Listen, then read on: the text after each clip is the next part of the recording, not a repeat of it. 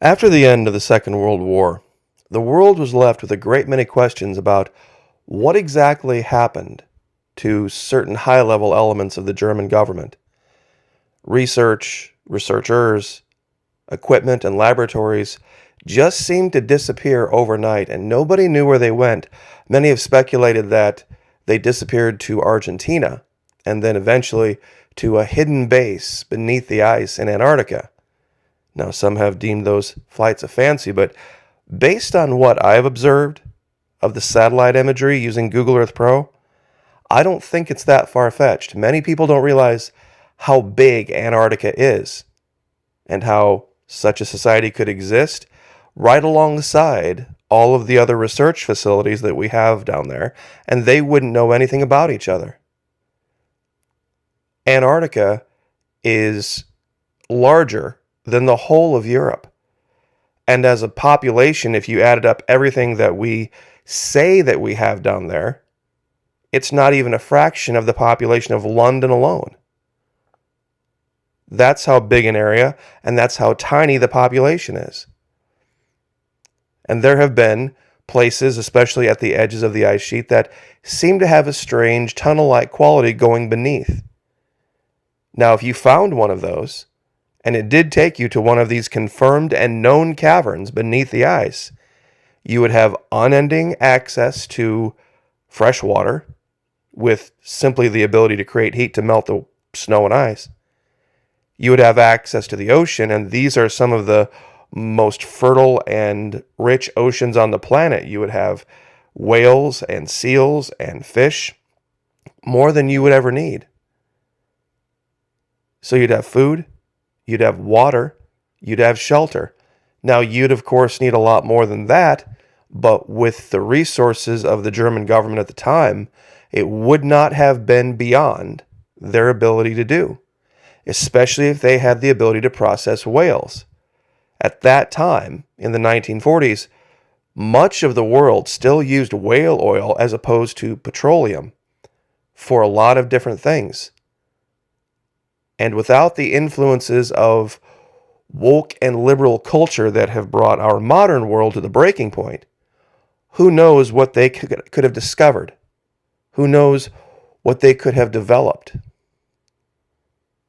Now, over at the Florida Maquis Alpha site earlier today, we dropped a video talking about mermaids, talking about another location that we had found where it seems like there is a mermaid on the ice.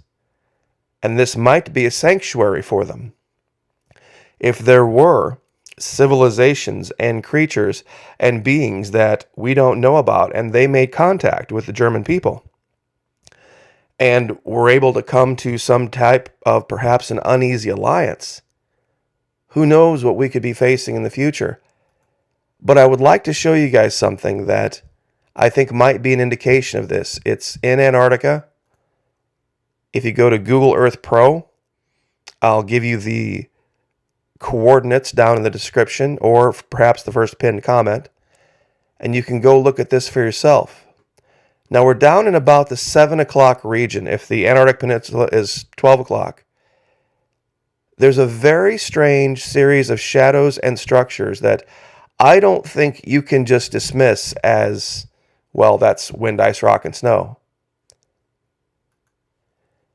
If you zoom in very carefully to this region, you see a lot of golden glow along the edges of all these platforms. But right here, you see a very strange shadow. Nature doesn't do this by itself. Nature does not create multiple 90-degree angles like this, especially down here, where the wind and the ice blows allegedly so hard for so long. Anything like this would be rounded and jagged and, well, kind of like where you see everywhere else around here. And if you look closely here, here's another 90-degree angled platform right here. See, I think this is adaptation to living beneath the ice sheets. They've found these tunnels, they've found these caves that move in and through and around the ice, and they've made their way to the surface in some places where they've allowed light to come in, and they've built certain structures so that they can observe.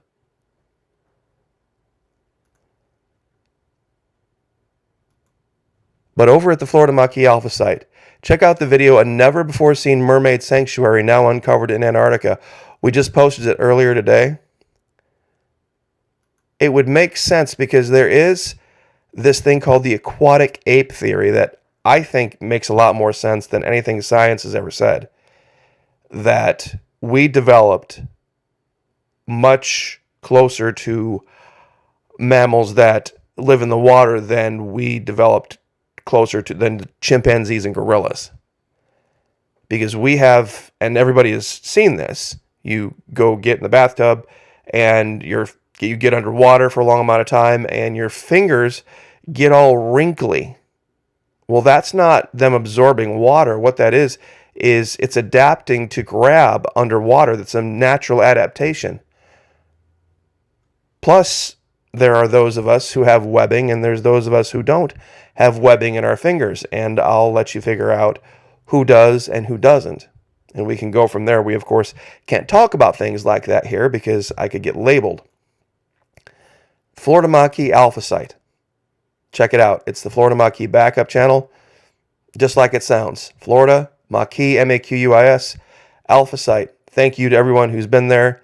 The channel starts to grow now, and it's not something that I had ever planned to do, but out of nowhere, it decided to take off on its own. So I think we're going to probably try to grow both platforms simultaneously. Some have asked, why did you take so long off of doing Antarctica, and why are you back at it now? Well, over a couple of years, I found hundreds of things, and this is just a collage, and you can pick your favorite of about 30 or 40 different things that I found, and it seemed like there was a great interest in some things and absolutely no interest in others. And so it was a hard thing to try to build the channel on, given that one video would get 200 or 300,000 views, and the next one would get 6 or maybe 7,000 views. And it was just mind-boggling to me. Now, part of that has to do with a channel that I've mentioned before. It's called beforeitsnews.com. It seems like once in a while, this clearinghouse, this news clearinghouse, would pick up some of the Florida Maquis stuff and then promote it on their website, which I had no control over whatsoever. I don't have any association with beforeitsnews.com, but they would promote my stuff, and I very much appreciated it. And I'm not sure what the rhyme or reason was behind why they would some and why they wouldn't others. But one of the biggest ones that I found was this jet, this experimental jet, literally just setting on the ice. That was unmistakable. We even measured the jet, the wings, the imagery that was used to capture the jet. They took 2 sweeps with the satellite in only a couple of days to this one tiny area to image in high res, and it's virtually the same size as the ox cart, I think is the name of the craft that we thought was the closest to it. Now, it's got some adaptations that are very different than these high-speed, high-flying aircraft, spycraft jets that we've made here in the U.S. This might perhaps be, who knows, a Chinese or a Russian version using a very different kind of engine. But one thing's for sure, this is a jet laying on the ice in Antarctica. I think we're entering an age, very much like what was described, the 4 horsemen of the apocalypse, where people are going to be fixated on certain topics. Pestilence, war, famine, death. And if it's not tangential to one of those 4, history is going to forget it. History is going to rewrite it or delete it or make it of none effect. One has to wonder all of the things that mankind had discovered and come to the knowledge of that was lost during the Dark Ages. And if we lose what we've gained to this point, I don't know that there is any coming back, because we've already lost too much. We have already lost way too much. Just the idea of a hopeful tack on the subject of Antarctica. Yes, the climate is getting warmer. Yes, it's getting warmer. It's changing. It's becoming more volatile. Whether man has been 100% responsible, 5% responsible, not responsible at all, it's definitely changing. It's becoming more volatile. Could be the sun, could be natural. Who knows?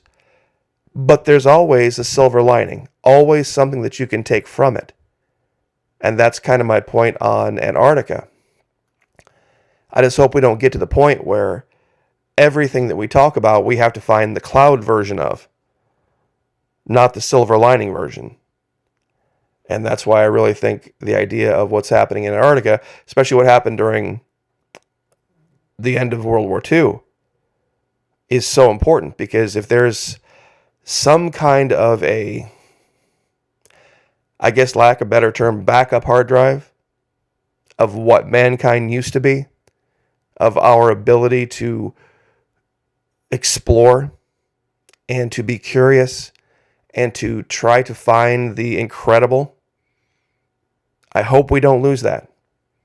I really hope we don't lose that, because that's what it seems like we're losing. If there was ever any hope for humanity, something like this existing after the, what we call the quote unquote, the real world collapses, might be our only hope.